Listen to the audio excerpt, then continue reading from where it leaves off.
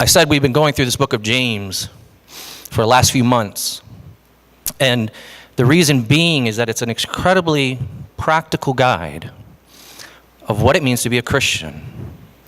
And if you've been here for the last few months, you've known, I've repeated this, that James is writing to Christians. He's writing to Christians, but these are not just everyday Christians. These are Christians who are called the dispersion. They live far from their native land. We don't know how far, we don't know exactly where, we have some ideas. But the point being this, that they're not in their home. They're in a foreign country. And they're trying to, first of all, just survive, as most of you and I are. But also, as Christians, they're trying to practically work out their faith. And the book of James has been answering the question each week, so what? You say you're a Christian, or maybe you're thinking about this Christianity thing. What is it going to do for you? How is it going to change you? And being Christians and being far from home, I'm sure you can associate with these people. Many of you are far from your home, far from family structures, far from friendships, far from the things that make you comfortable and secure and that you can rest in. And now you're here getting tossed about with the waves in a big city like Seoul. And it can be lonely. It can be stressful. It can make you anxious, worried, afraid. And that's what these guys were going through as well. And on top of that, we also know that they were a religious minority, and then they were undergoing persecution as well. And James today talks about this loaded, huge topic of suffering. What do you do when you're suffering? And how does the gospel help you with it? What's interesting, though, if you go back to James chapter 1, verse 2, which we didn't get into, we kind of skipped it way back a little ways. And if you look at this passage today, James doesn't approach the topic of suffering much as you and I do. Because if most people that I talk to ask the question, why? Why would an all-loving God allow suffering to happen, especially in the people who follow him? And that's a good question. That's a very valid question, but you notice that's not what the question that he's addressing. James isn't so much concerned with the why of suffering, but the what then of suffering.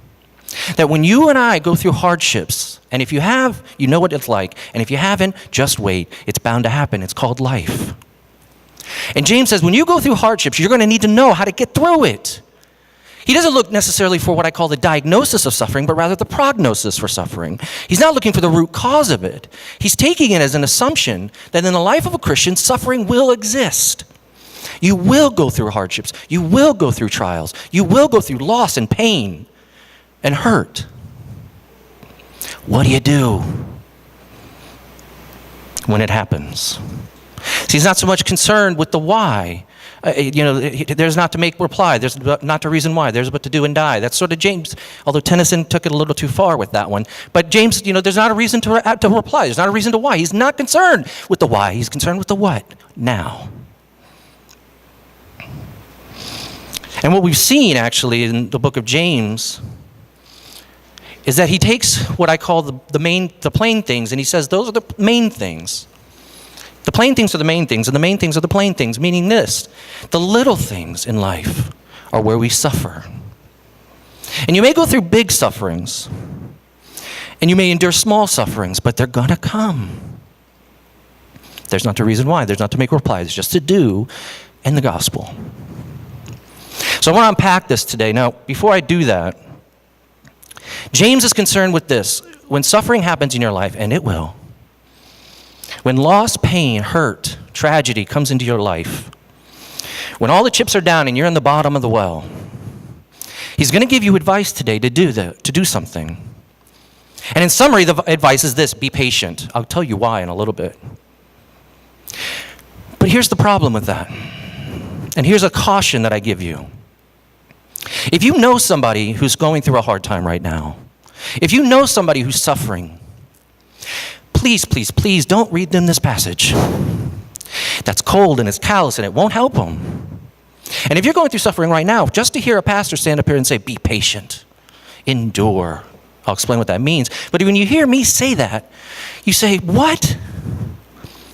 And you're well within your rights to say that. The message I'm giving today is on suffering, and I realize it's one of the most sensitive topics because people in the world are broken, their hearts are broken, their lives are broken, they're lost, confused, lonely, and I don't take that lightly.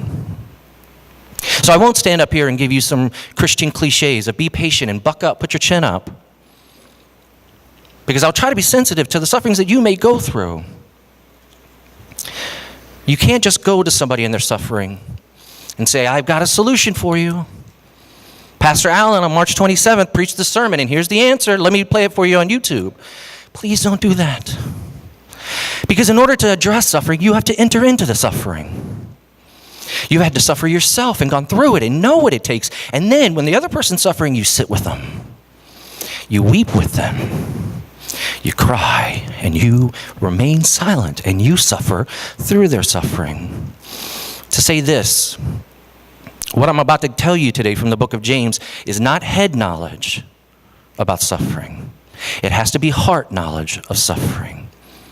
You have to enter into that person. I was watching the movie Good Will Hunting this past week, and there's a great interchange between Robin Williams' character, the psychiatrist, and Matt Damon's character, Will Hunting. And Matt Damon's character, of course, you guys all know the movie. I don't have to recap the plot. Matt Damon's character, he's a know-it-all. He's intelligent. He's a genius, a mathematical, scientific genius. And yet he's an incredibly troubled young man. So he's, of course, required to meet with Robin Williams, who's a psychiatrist, on a regular basis. And the first meeting they have doesn't go so well, and they have a big scuff-up. And Matt Damon's character, Will Hunting, he looks at the psychiatrist and he ridicules him because he's lost his wife. And he says, well, now you've given up on life. Just because you lost your wife, you cash it in, you give up, you teach at this little puny college. And he ridicules him and insults him. And the next time they meet, they have an interesting dialogue. And they're going back and forth. And basically, Robin Williams' character, if you remember, kind of tells him, shut up for a second. And he says, so if I asked you about art, you'd probably give me a skinny on every art book ever written. Michelangelo, you know a lot about him. Life's works, political aspirations, him and the Pope, the whole works, right? But I bet you can't tell me what it smells like in the Sistine Chapel. You never actually stood there and looked up at that beautiful ceiling and seen that. If I ask you about women, you'd probably give me a syllabus about your personal favorites. But you can't tell me what it feels like to wake up next to a woman and feel truly happy. You're a tough kid. And if I'd ask you about war, you'd probably throw Shakespeare right at me. Once more under the breach, dear friends.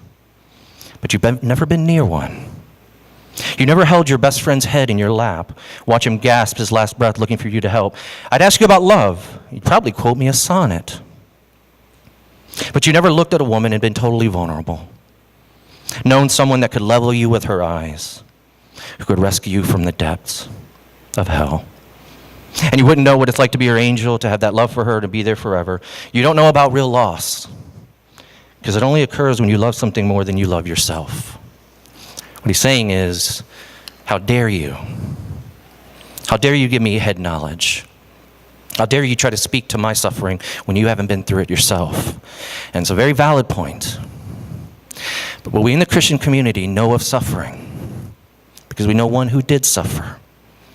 And James is going to point to him today, and it's going to be really, really cool. But first, let me break this passage down for you. You can follow along in your outline. Let's know suffering, not just in our heads, but in our hearts. Let's experience it so that we might be able to deal with our own this morning. First, suffering. The interesting thing about this, I called it the evil of suffering, I believe, in your outline. He says, listen, you're going to suffer. He says, be patient. We'll get to that word in a second.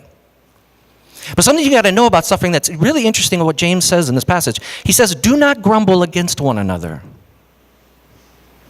That's a bit odd. He says suffering is going to make you grumble against one another. This is what he's in essence saying, and you're right to say, you read the passage, back to that passage in verse 9, what you say, Pastor, what does grumbling have to do with judgment? He says, don't grumble. The judge is standing at the door. And you're well within your rights to say, grumbling's not that bad. What's so bad about grumbling at each other? Here's what's bad, and here's what the insidiousness of suffering. This is the cause of suffering, the sickness that it produces in you and me. Suffering produces pain. And in this pain, these people are grumbling. And he says, don't grumble. The judge is near. Here's the problem with grumbling. It's not benign. It's not just benign. It's not just innocent grumbling. It's not just say, well, I just grumble a little bit. Why? Let me illustrate it this way. Let me explain.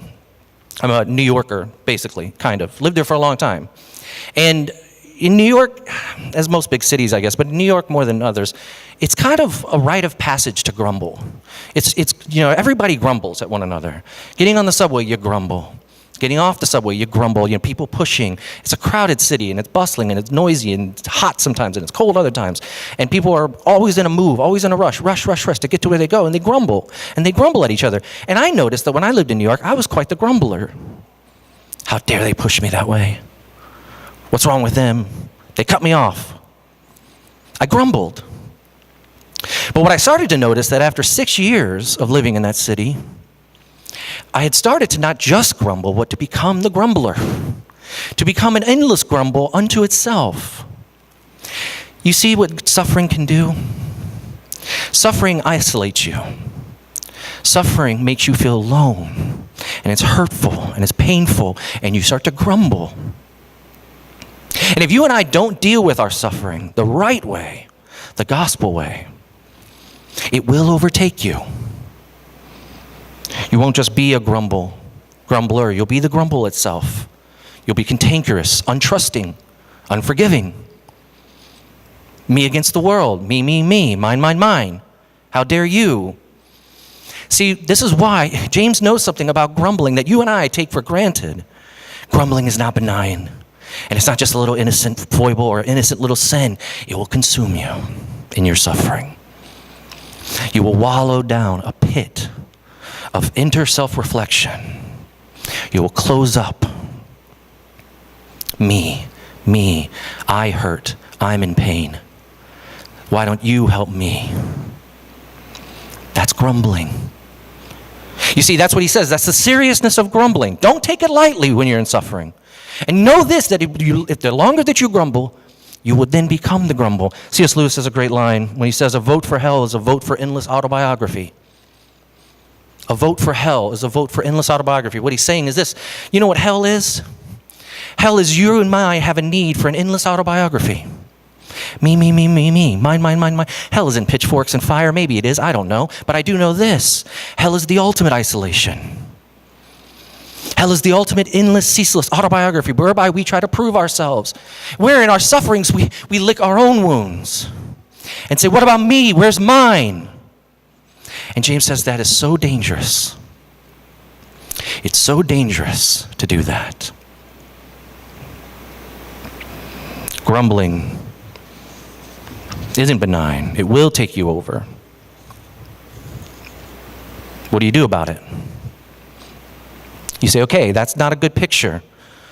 When I'm in suffering and I'm hurt and I'm wounded, because of our human sinful nature, we're bound to just close up the doors and live out our lives selfishly to say, what about me?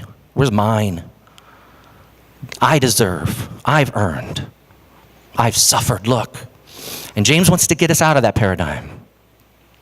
He wants to free you and me from suffering. How do you get there? James gives you the answer in verse 8 and verse 11. He uses these words that we translate as, he says, be patient, and then he talks about endurance. But that doesn't do it. And you know that I bring out the Greek every once in a while. You got to get into the Greek. These words that he uses here are macrothumeus and hypomenai. And if you look at the beginning of the words, macro, hypo, it means, a better way to say it is stand fast. What James is saying is this: when suffering comes, and it will, you will need to put your foot down and stand against the coming darkness. Not cave, not run away. You'll need to engage in community, not detach from it. You need to engage with your relationship with God, not just run away from it. He says, listen, when suffering stands, you got to put your foot down and say, I will stand.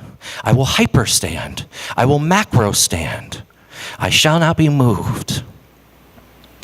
even in the face of the darkness. There's a wonderful story of Tolkien when he, in the Silmarillion, it's I guess you can call it the Old Testament if you were calling the Lord of the Rings the New Testament of his writings. He's got a wonderful story about Huron the dwarf. And here's a little Huron, and he's so small that he can't even wear his battle helmet. It doesn't fit him properly. And there's this part of the story where he's small, but he's a fighter. And he's fighting the trolls and the orcs.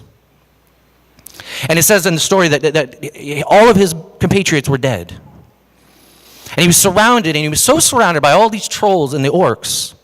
And of course they're big, and the dwarf is small, and Huron's small for a dwarf. It says that they were surrounding him so much, he couldn't see the sun. Darkness. Immeasurable odds. And there's this cool part where he literally puts his foot down.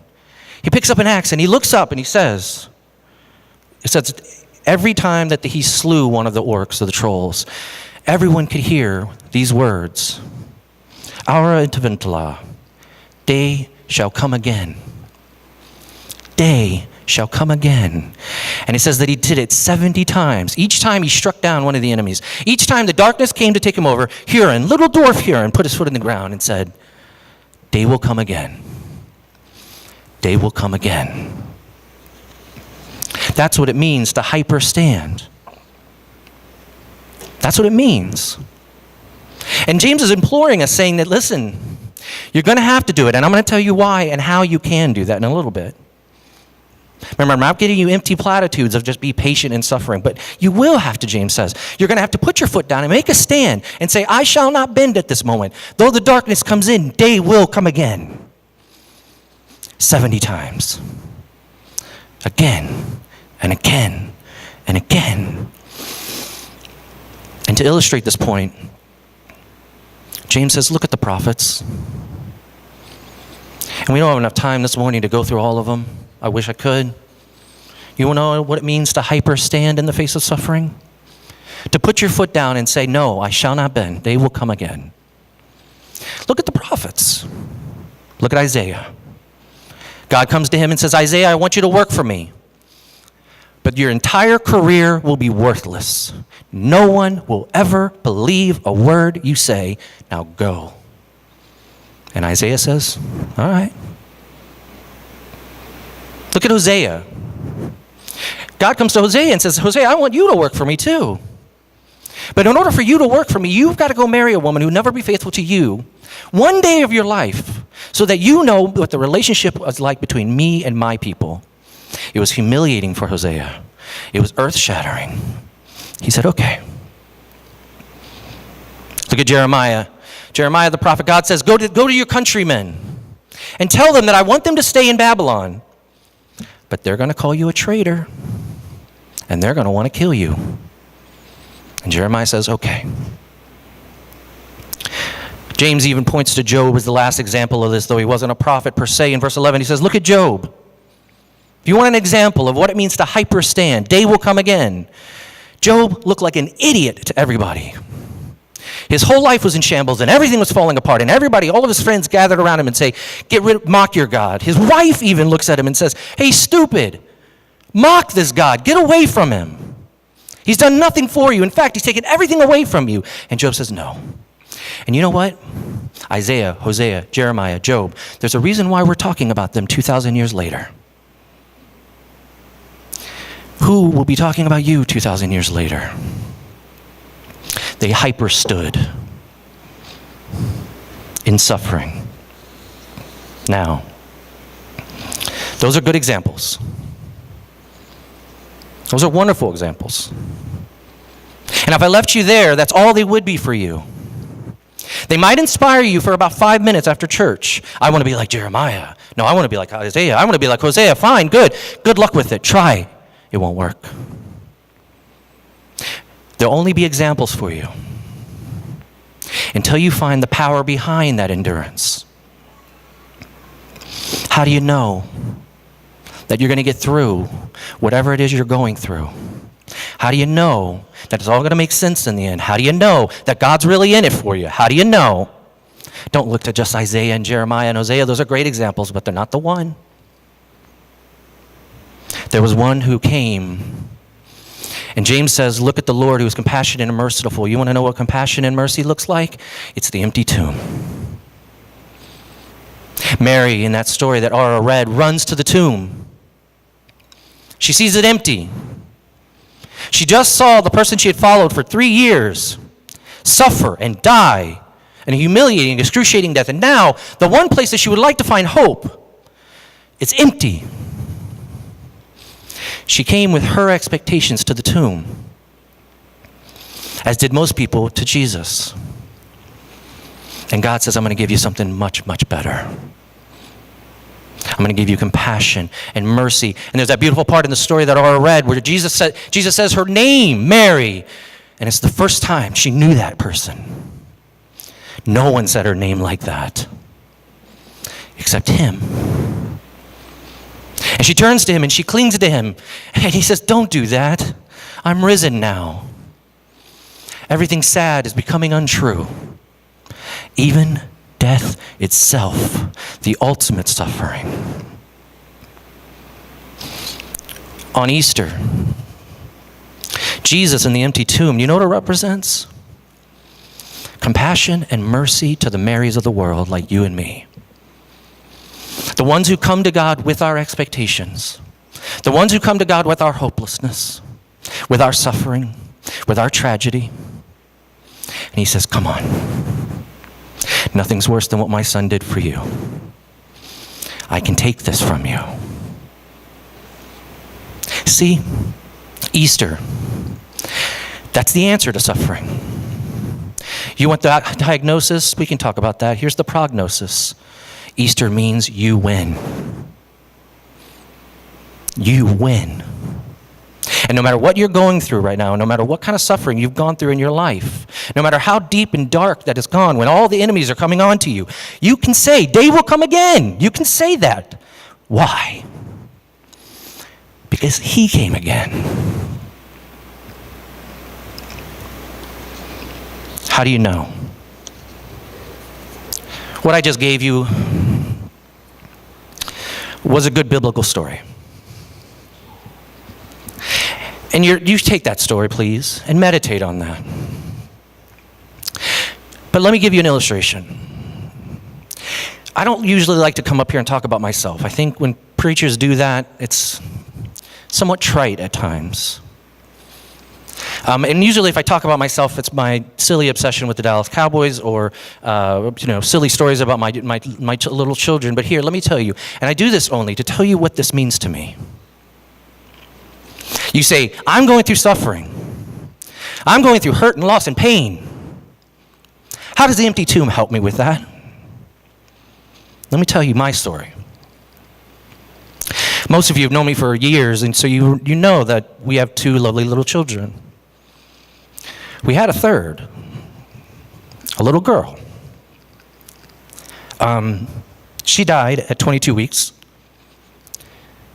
And we have a chromosomal defect. She was our first child. We named her. And at the hospital when she was dead, my wife and I held her. And we held her in our arms, this little baby who never had a chance to live. Now, in that moment, I say, what good is the empty tomb? Because though I held my dead daughter in my arms, I know that the Lord of the universe held his dead son in his arms. For me, day will come again. I can rise because he rose. And in the deepness, in the darkness, and in the suffering, and the tragedy, and the loss, you can't make sense of it. Why? Why would I be holding this baby in my arms that never had a chance to even live? The only answer that I have was on that cross. And in that empty tomb, Jesus says, I rise. So that one day you know you will. What suffering then can you not endure? Put your foot down. Hyperstand. Not out of willpower, out of grace. Know that That when the darkness is coming and all the enemies are right at you and you can't even see the sun, and you say, why the darkness? When's it going to end? He says, already has. He rose. You shall too. Know that he held his lifeless son in his arms and brought him back to life so that you have an answer for suffering in your life. Pray with me now in silence. Reflect on this. Ask what Easter means this morning for you, if only for the first